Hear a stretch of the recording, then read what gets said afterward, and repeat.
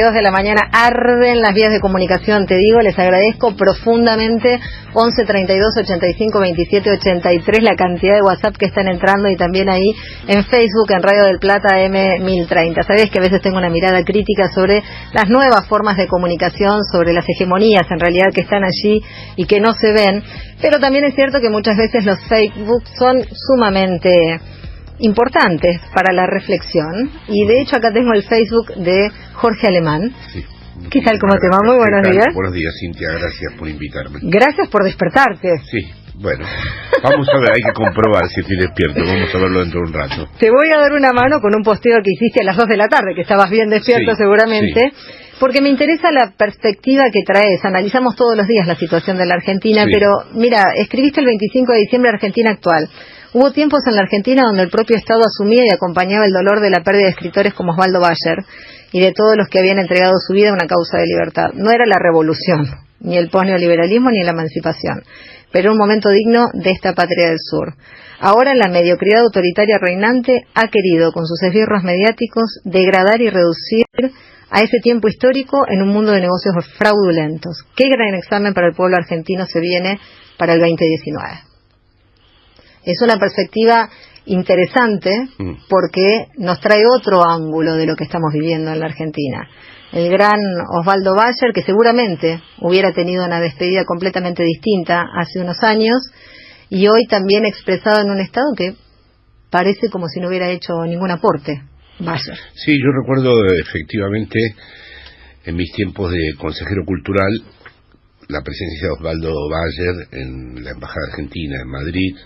Allí lo conocí, estaban también las madres, las abuelas, y en efecto, ahora en esa perspectiva parece como si hubiera sido onírico todo aquello. El Estado en aquel entonces asumía esas presencias y esos legados, e intentaba poner a la Argentina, no lo hacía de un modo deliberado, pero la Argentina se indagaba a sí misma. Es decir, hubo como un periodo en este país muy afortunado donde la Argentina se volvió a pensar, y basta revisar la bibliografía de aquel tiempo y cómo fueron vueltos a editar textos, revistas, trabajos que la dictadura había eliminado. Claro, esto es otro mundo. Estamos ahora en una nueva situación que tiene como una de sus rasgos fundamentales destruir los legados, ¿no? ¿Destruir los legados para construir qué? Bueno, se apunta a un sujeto desimbolizado, desmemoriado, sin historia, y que no pueda verdaderamente discriminar nada. De hecho, hay muchísimos que ya dan cuenta del enorme malestar que sienten, y sin embargo son incapaces de establecer una opción, de relacionarse activamente con una opción. Cada vez que vengo, lo confirmo, hablo con distintas personas que me vuelven evidente que están en una situación muy mala. Ninguno dice, no, esto está funcionando muy bien, ¿no? Y sin embargo, a partir del momento en que yo digo, bueno, entonces, ¿qué es lo que proponemos? ¿No? Porque ahora se va a acentuar el carácter ético de la elección que viene. Ahora sí que no hay llavelos. Ahora viene el momento del gran examen. Es decir, el 2019 es un gran examen, ¿no? Y claro, verdaderamente hay muchas incógnitas con respecto a ese gran examen, porque he notado que hay un bloqueo. Hay muchísimas personas que están padeciendo mucho y que sin embargo están intervenidas o bien por un odio, o bien por un antiperonismo histórico, o bien por una desafección novedosa que se extiende planetariamente hacia lo político. ¿Cómo es esa desafección? Reflexiona un poco en ese sentido, porque claro, el antiperonismo, el odio que ha habido aquí en la Argentina ya se conoce, pero esta desafección... Esta desafección me parece un resultado, vamos a decir, inmediato de las nuevas lógicas neoliberales, es decir, arrasan con todo, los sentidos de pertenencia, de identidad, de vinculación con las cosas se vuelven muy frágiles, los puntos de amarre que había se disuelven, tanto en la propia vida como la vida colectiva no hay brújulas, y por lo tanto eso genera una crisis de representación. Lo que está ahí no te representa, ni unos ni otros. ¿Y cómo se puede interpelar a esa persona, a esa desafección? Dificilísimo. ¿A qué lugar de esa persona hay que dirigirse? Porque uno no le puede decir sos un idiota, sos un alienado, te están manipulando, pero ¿cómo se le habla a ese odio o a esa desafección? Realmente es una verdad incógnita. Incluso, por ejemplo, ahora mismo hay un estado de insurrección en Francia, y bueno, ahora empezaron a haber algunas señales más claras, pero antes hubiéramos sabido a ciencia cierta de antemano en qué sentido iba eso. Se hubiera tratado de una protesta popular y por lo tanto de un proyecto transformador en curso. No, ahora no sabemos si no lo termina capitalizando la ultraderecha.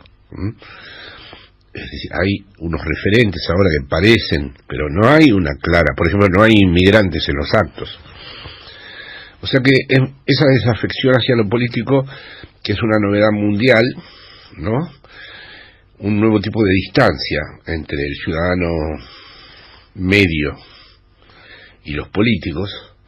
Aquí hay un mantra en la Argentina: son todos iguales, fueron siempre iguales, ¿no? Y nadie quiere ni discriminar, es decir, no hay momentos históricos, no hay diferencias en relación a lo que has tenido la generosidad de leer, ¿no? Yo traté de subrayar un momento histórico distinto. Pero bueno, yo lo hago en función, intentando decir, no, miren, no fue todo igual siempre, ¿no? Pero ese todo igual siempre, has visto que si uno ve varios días la televisión, tiene el efecto que es todo igual siempre, que está pasando de todo y no está pasando nada a la vez, ¿no? Que están ocurriendo miles de cosas y a la vez uno termina el día con la sensación de que no ocurrió absolutamente nada diferente, ¿no? Bueno, está un poco vinculado a eso, ¿no? Se ha cortado la relación que hay entre el que te está representando y el representado. Ese nexo no está funcionando. Y en ese sentido que estás describiendo una situación de una alta complejidad y de novedad, por otra parte, ¿no? En este siglo XXI, hubo una declaración que para muchas personas fue polémica por parte de Cristina Fernández de Kirchner en cuanto a que ya no existen las derechas y las izquierdas tradicionales, y vos mismo estás diciendo, hoy hay un movimiento de insurrección en Francia que puede ser capitalizado por la ultraderecha. Sí. ¿Compartís esa mirada? Y si la compartís, ¿en qué sentido? La comparto en este sentido. A ver, se puede leer con buena voluntad, o mejor dicho, escuchar con buena o mala voluntad esa frase. Yo la escucho con muy buena voluntad porque la conozco a ella, y sé que ella sabe perfectamente cuál es la derecha, y en qué consiste la derecha, y cómo opera la derecha, y piensa la derecha. Así que, en el caso de ella, yo la escucho con muy buena voluntad. La izquierda no es una sustancia, es una posición, no es algo, no basta con decir yo soy de izquierda y autodefinirte de izquierda de manera autorreferencial, sin tener ninguna relación con la realidad. La izquierda se hace, no es que se dice de sí misma, ¿no? Uno puede determinar que algo es de izquierda por sus efectos, no porque uno se autoproclame de izquierda. Es decir, por ejemplo, en este país hay un sector que se autodenomina de izquierda. Ahora, en los efectos en los que interviene y está implicado, a mi juicio, no es de izquierda, porque la palabra izquierda no puede ser una sustancia ni un hecho trascendental, es algo posicional, según la posición, ¿no? Por ejemplo, si la izquierda dice, en una circunstancia como esta, con Bolsonaro al lado, con la ultraderecha extendiéndose en el mundo, que es lo mismo el macrismo que el kirchnerismo, para mí esa no es una posición de izquierda. Ni siquiera, por supuesto, trotskista, porque Trotsky se enojó muchísimo con Diego de Rivera cuando no lo apoyó a Cárdenas en México.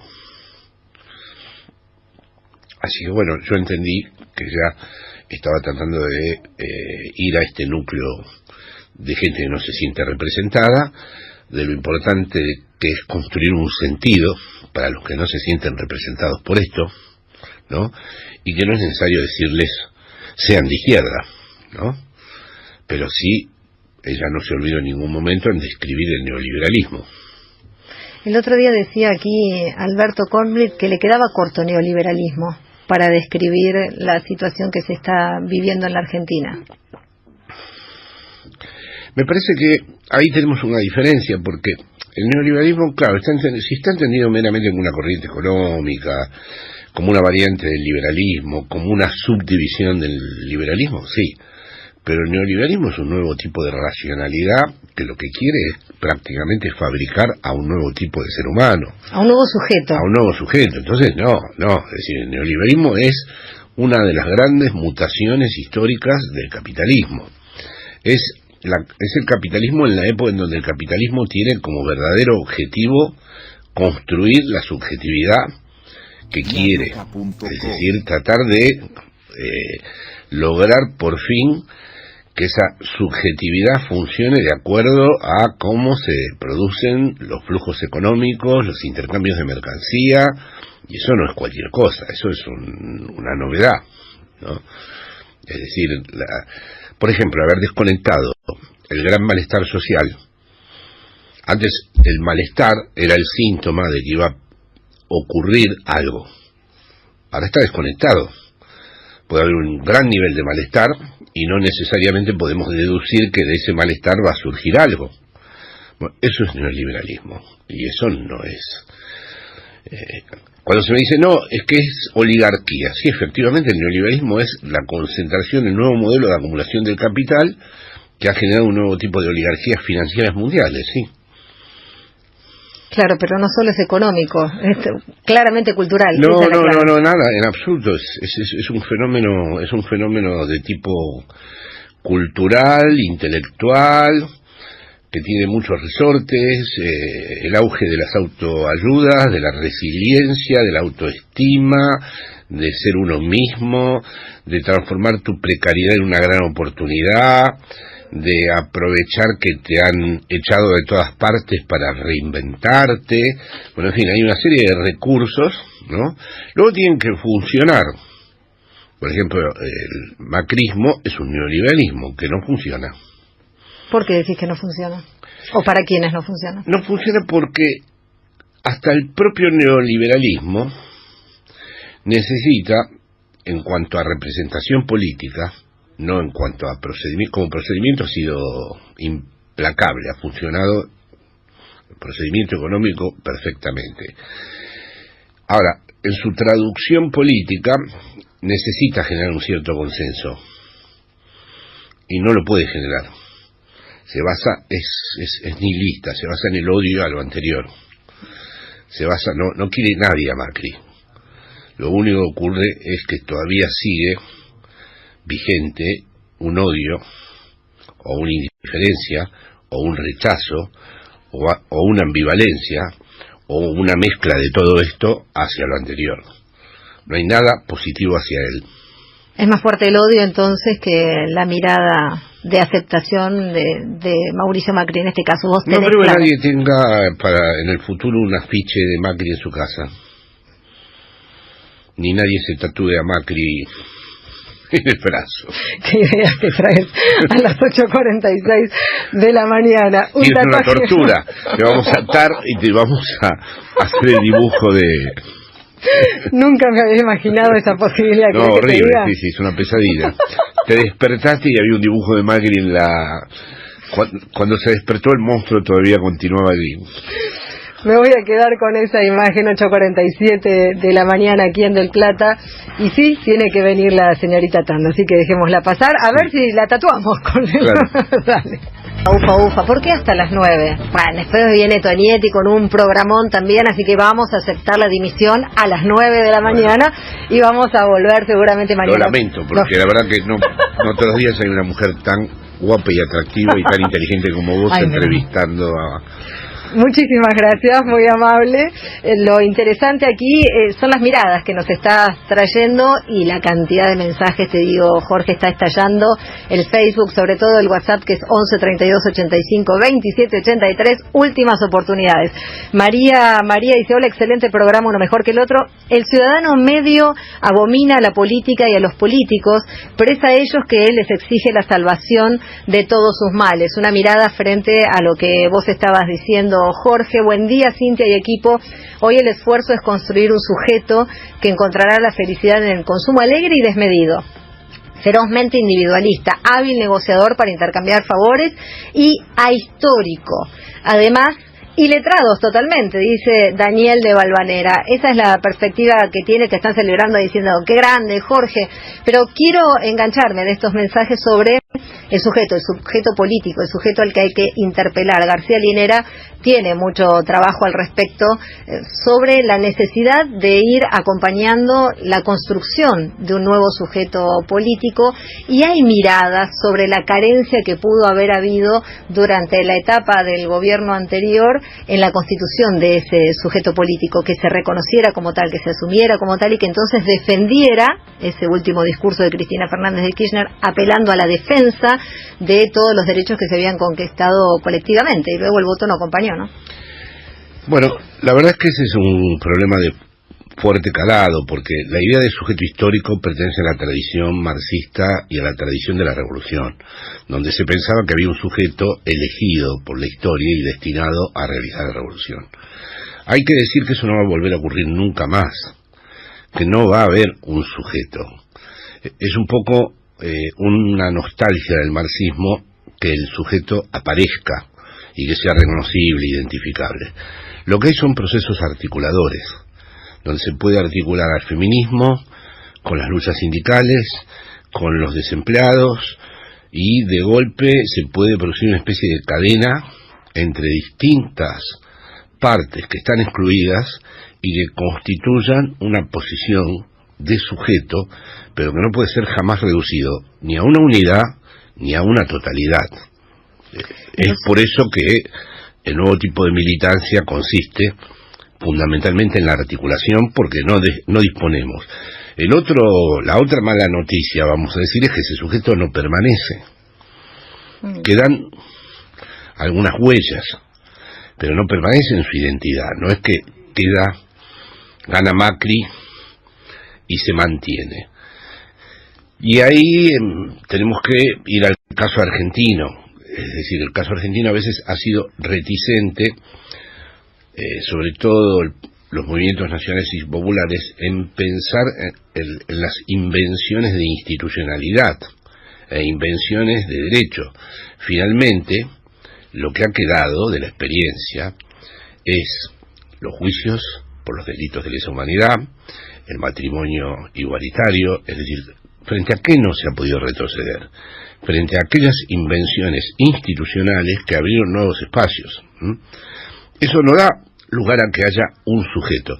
Yo estuve en una mesa, tuve el honor de estar con el vicepresidente Álvaro Linera. Él habló que estábamos viviendo en aquel periodo, era en aquel periodo que estuve, de un momento post-neoliberal. No hubo nunca un momento post-neoliberal.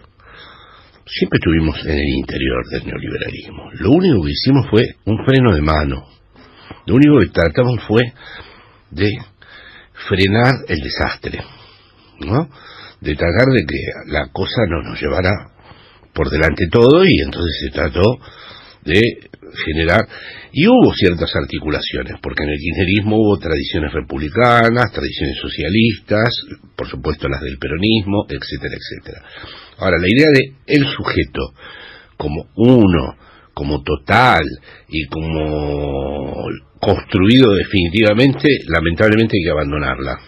Entonces, pensar en sujetos, pensar en articulaciones contingentes que sean en cada caso. Por ejemplo, yo pienso que el feminismo va a ocupar un rol central en esa articulación. Ahora, tampoco te diría, el feminismo es el nuevo proletariado del siglo XXI y es el sujeto de la revolución. No, porque no hay ni revolución ni un proceso histórico, no existen leyes de la historia.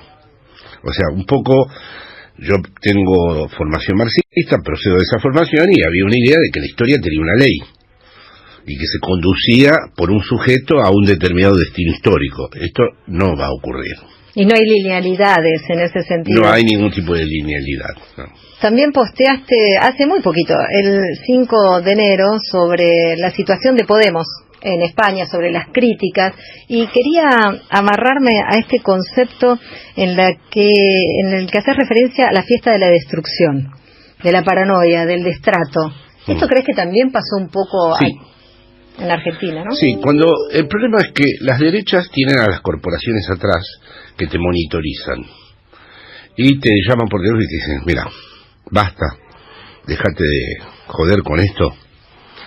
La izquierda está, o los proyectos nacionales y populares, o los proyectos transformadores, a solas consigo misma, y por lo tanto es un lugar donde las pasiones humanas se desencadenan, y donde los narcisismos, las luchas por quién es el que va a ser el reconocido por el jefe, todo eso le hace muchísimo daño. Es la verdadera, vamos a decir, el problema que nunca resuelven. Lo he experimentado con Podemos en Argentina y de algún modo, es decir, el problema es que como no está una instancia superior que te está vigilando, el hecho, allá los del Partido Popular no se saludan, se odian, pero los llama el IBEX 35 por teléfono, o los llama Telefónica, o los llama el Grupo Prisa, y los disciplina a todos. Acá también. Por supuesto. Bueno, aquí a nosotros no. Entonces uno dice una cosa, el otro dice otra.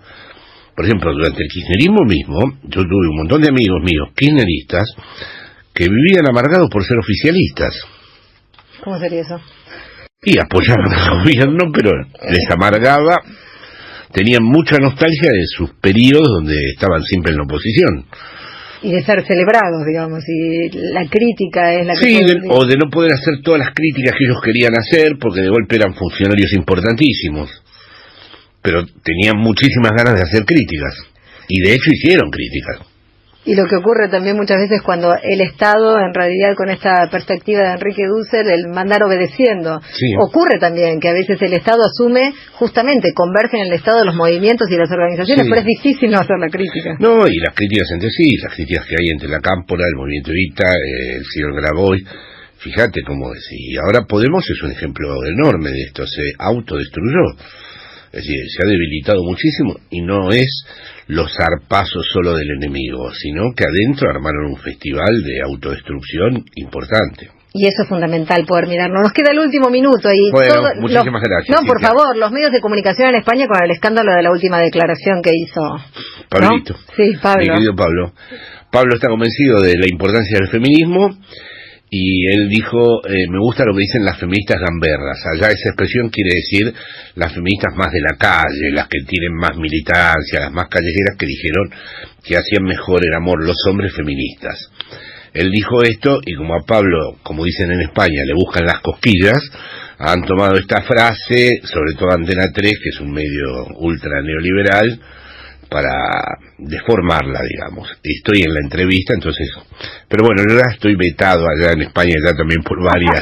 O sea, yo ya tengo mi Clarín, tengo mis equivalentes allá también. Tus propios vetos, así que mejor seguite en el Facebook. No, claro, sigo con el Facebook y con ustedes. Bueno, te agradecemos muchísimo. La verdad es que ha sido un honorazo tenerlo aquí a Jorge Alemán. Muy bien, gracias por pronunciarlo bien. No, por favor, ha sido un placer. Bueno, ya hay podcast de Jorge Alemán, nos están preguntando, seguramente lo va a ver y lo van a poder seguir escuchando. Muchísimas gracias de nuevo a vos, de verdad, por este esfuerzo de levantarte 9 de la mañana. Se acabó el programa.